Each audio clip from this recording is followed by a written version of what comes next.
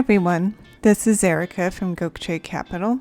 Today we're going over episode 14 of our Gokche Investor series, and this is the last in our mini-series on business strategy. But just a quick recap on the last episode. We went over setting up some key infrastructure for the business, including a website, phone number, email, fax, and voicemail. And today we'll deal with accounting. So setting up an accounting system, maintaining a profit and loss statement, and then managing sales in your books. All right, so for our system, we use QuickBooks Online, and we use this to keep track of all our accounting. We linked QuickBooks Online to our business checking account as well as our business credit card. And we have our checking account and credit card sync every night with QuickBooks Online. So any charges or any activity is automatically recorded in QuickBooks Online. And then every Monday, we review all expenses that have come into QuickBooks and make sure that the expenses are legitimate and that they're in the right categories. And then whenever we get a payment on one of our land contracts, we have our VA add it to QuickBooks as soon as it is received. So that's just an overview of the software that we use and then our general maintenance strategy. But to take a step back, I'll talk a little bit about some of the basic reports that are generated. The most important one is a profit and loss statement. So the profit and loss statement, as the name suggests, is a report that's designed to document the company's current profit. So it displays revenue and expenses and comes out with a net profit. This is one of the most important reports to have on hand because it not only shows you how well the business is doing, but it also helps break down all your expenses and also all your revenues into various categories. So you have a more detailed picture of what's actually going on with the business. So the purpose of accounting is not only to help you when you do have to file a tax return right now, but it's also there to help you keep the profit and loss statement up to date. And if you're going, this is, as I said, the most important statement, and it does help a lot if you make sure that it is up to date and regularly giving you appropriate information on your revenue and expenses and profit. So how do you get from tracking expenses and revenues to the profit and loss statement? Well, with QuickBooks Online, it's very easy. QuickBooks will basically generate it for you as you input the expenses and revenues. Although I will note here that it's very important to be careful about documenting income and expenses. We do our own books, and if anyone, I'm not saying that that's the right thing to do. I think it's very important, especially if you've never done accounting before, to consult an accountant or even have one help you with your books. But if you are going to maintain your own books, it is really important that everything is broken out into the right category. So especially when you are first setting up, whether you're using QuickBooks or some other tool, it's very important to make sure that you get all the help you need to make sure that you're setting up the right categories for all your regularly incurring expenses and also for the standard revenue categories. The other major report that's generated is the balance sheet. And this sheet records assets, liabilities, and owner's equity. So the basic formula is the assets are equal to the liabilities plus the owner's equity. So another way of saying that is the owner's equity is whatever is left over or whatever is in excess of the liabilities. QuickBooks Online will also generate the balance sheet for you, but setting it up can be a little more complicated than the profit and loss statement. We do not pay as much attention to the balance sheet as we do to the profit and loss statement. Maybe that's not the best practice, but for us, the profit and loss statement is the report that we are making sure is up to date on a weekly basis.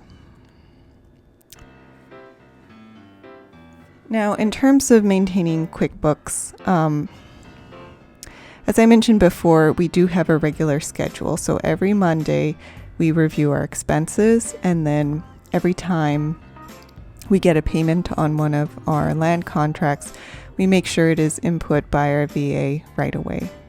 So as we've been doing accounting over the years, we've learned the importance of having a strict schedule. Again, it's really important that everything goes into your accounting software and that you have books that are up to date and accurate. And the only way to, especially if you're doing it yourself like us, the only way to make sure that that happens is to have a regular schedule. Another key lesson we learned is, again, it's very important to set up, especially your expense categories, before you start documenting everything. So we, again, because we're doing our own books, before we even really started using QuickBooks Online, we took a good chunk of time to figure out what all of our expense categories were and whether they made sense and whether they complied with well-established rules. And we did the same for revenue, but revenue in our case is a little less complicated or has less categories than our expenses. The other key lesson that we learned is to check with an accountant.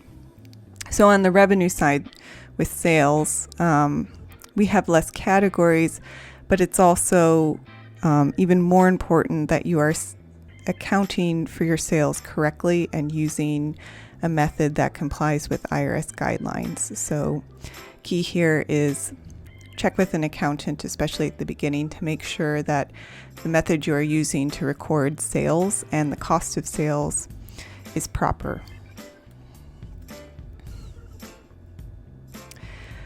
So then just a little note on recording sales. Cash sales are relatively easy, at least from our perspective. Every time we get a payment in or revenue in from a cash sale, we record it in QuickBooks.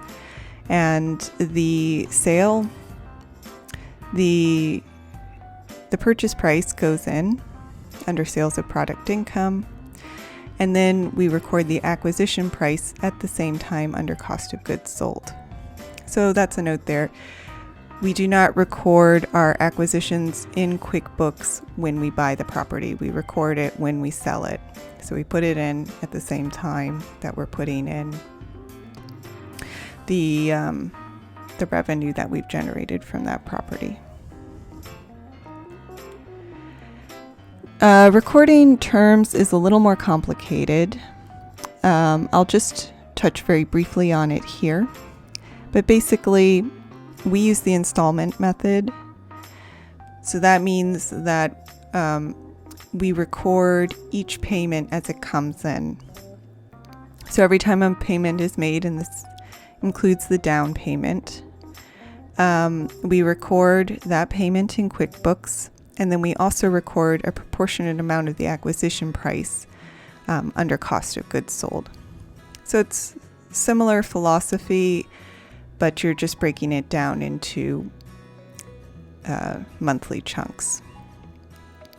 So again, it's a little more complicated, especially when you're dealing with term sales. I think it's really important to talk to a professional about it. But if you are a bit of a bookworm and you want to do your own research, you can go to this IRS publication. I have the link here, which tells you a little bit about installment methods and does talk a little bit specifically about real estate and land sales.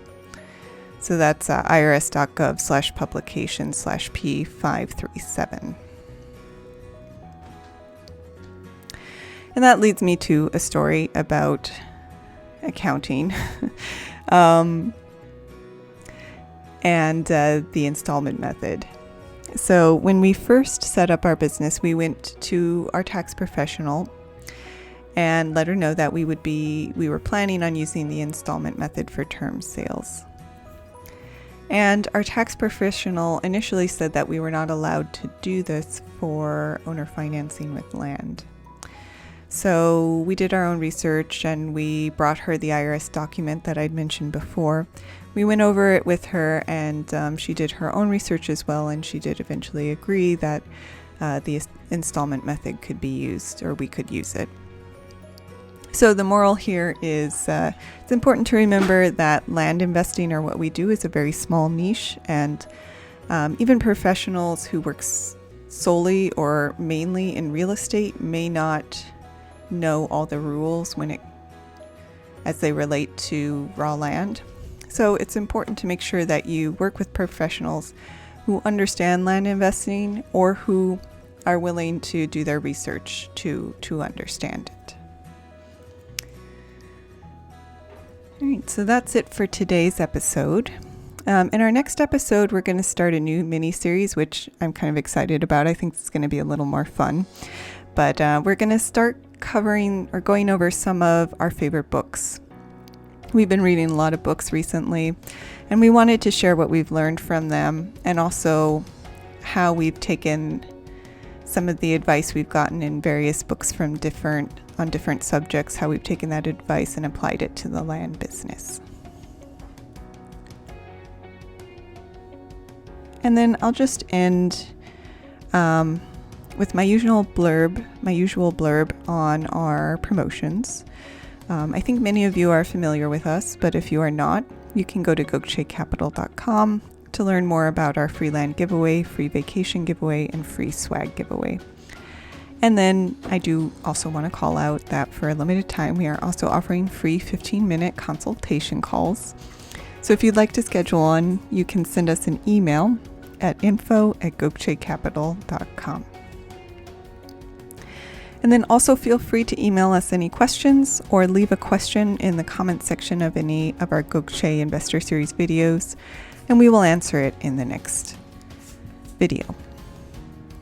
So thank you for listening, and more to come.